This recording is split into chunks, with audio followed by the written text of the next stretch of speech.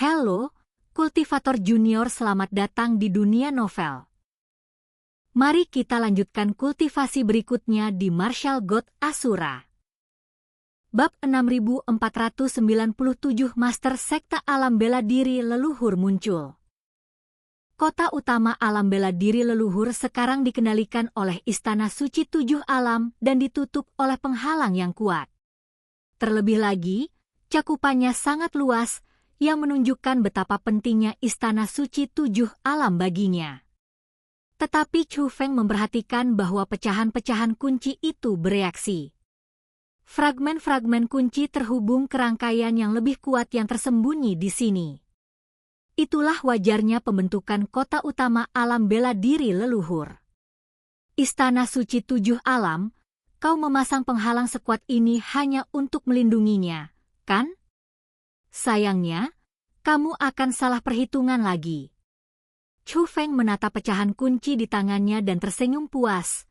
Jika memang begitu, itu akan menyelamatkannya dari banyak masalah. Ada apa, Chu Feng? Tanya Egi, bingung dengan pertanyaan Chu Feng. Dengan itu, Istana Suci Tujuh Alam tidak bisa menghentikanku. Saat Chu Feng berbicara, dia menggenggam erat pecahan kunci yang patah itu. Saat berikutnya, kekuatan teleportasi menyelimuti Chu Feng, dan dia memasuki kota yang luas.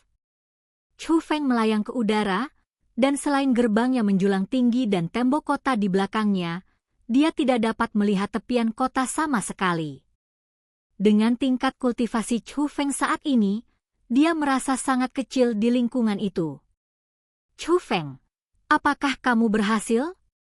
Egi menghela napas. Karena Chu Feng masuk sebagai tubuh fisiknya, bukan sebagai kesadarannya.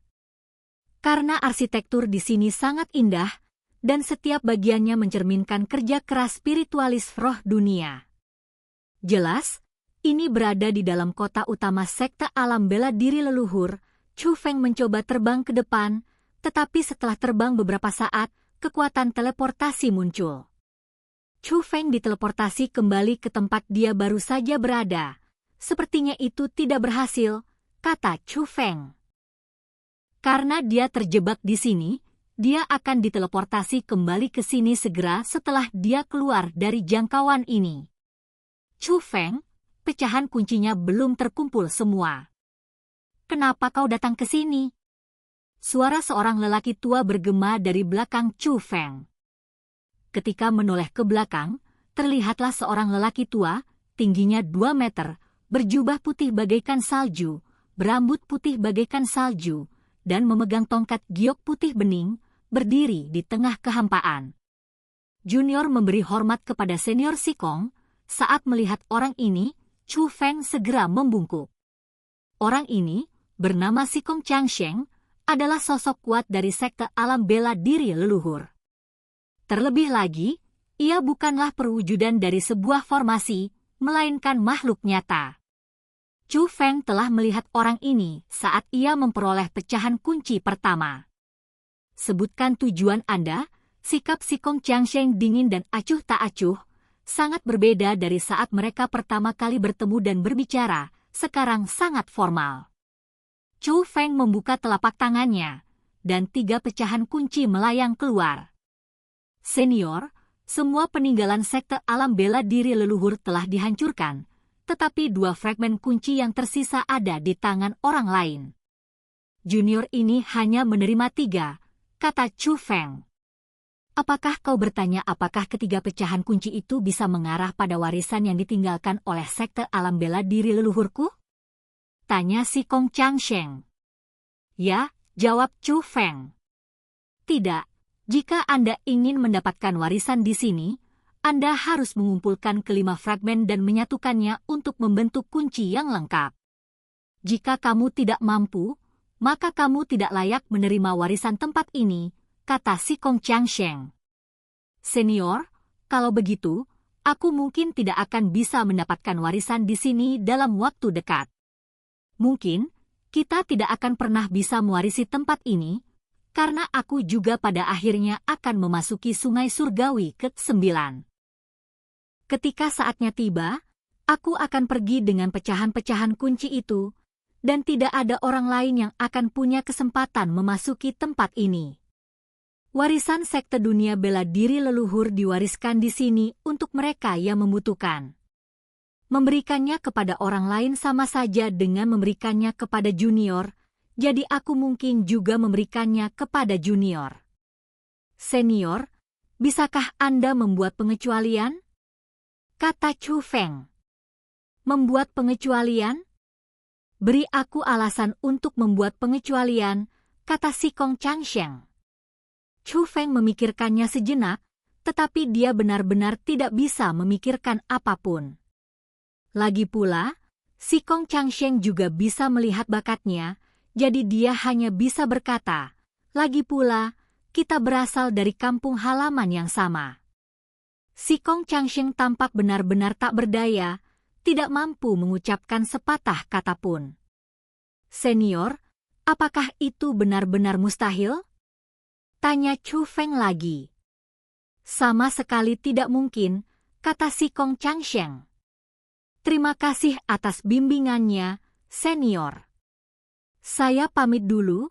Melihat ini, Chu Feng tidak memaksa. Ia membungkuk dan bersiap untuk pergi. Siapa bilang itu benar-benar mustahil? Namun pada saat itu, terdengar suara seorang wanita tua. Siapa?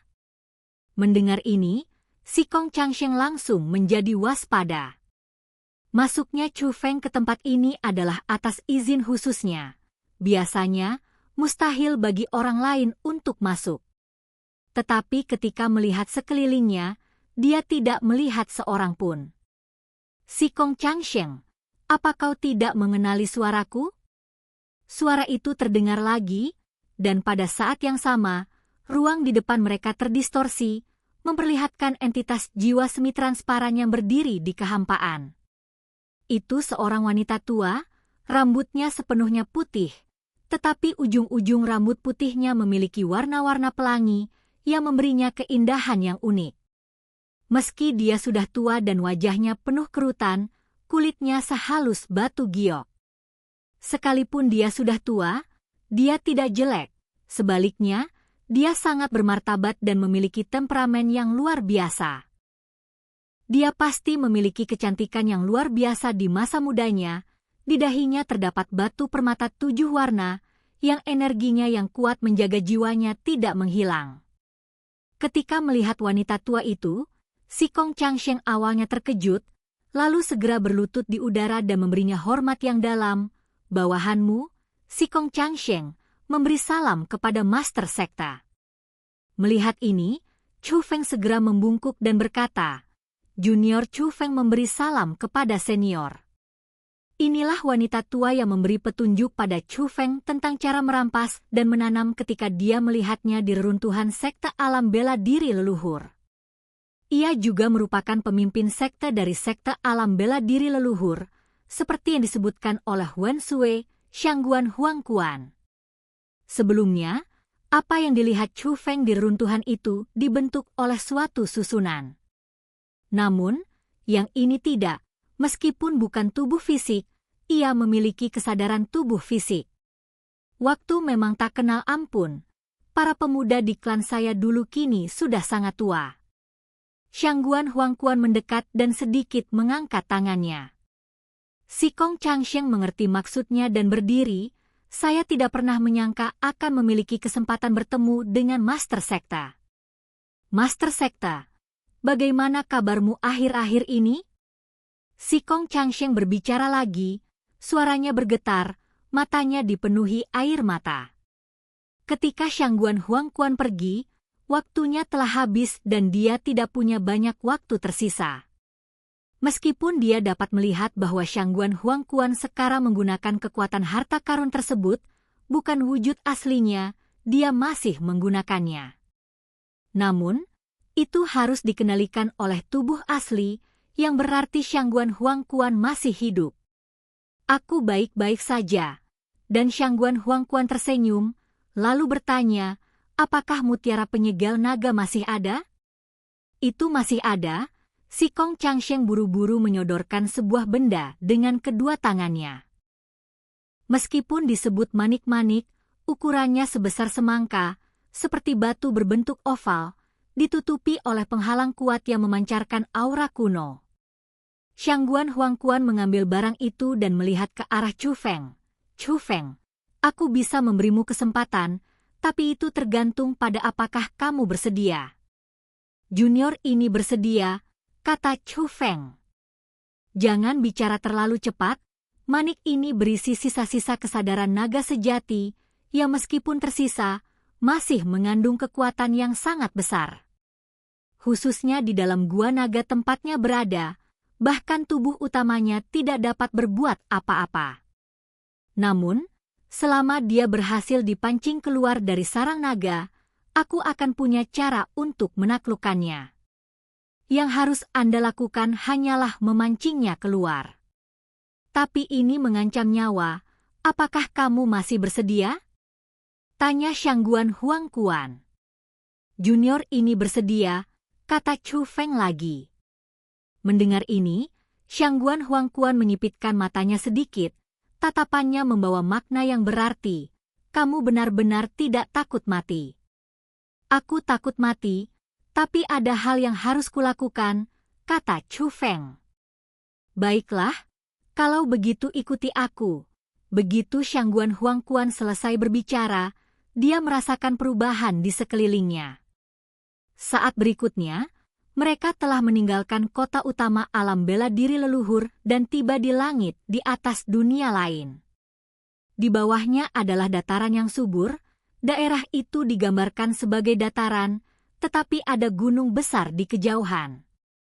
Gunung itu memiliki bentuk yang aneh dan memancarkan aura yang kuat, yang bahkan memengaruhi dunia di sekitarnya. Itu pasti gua naga, berdiri di samping Chu Feng adalah Shangguan Huangquan dan Sikong Changsheng. Dan kultivasi kita berakhir.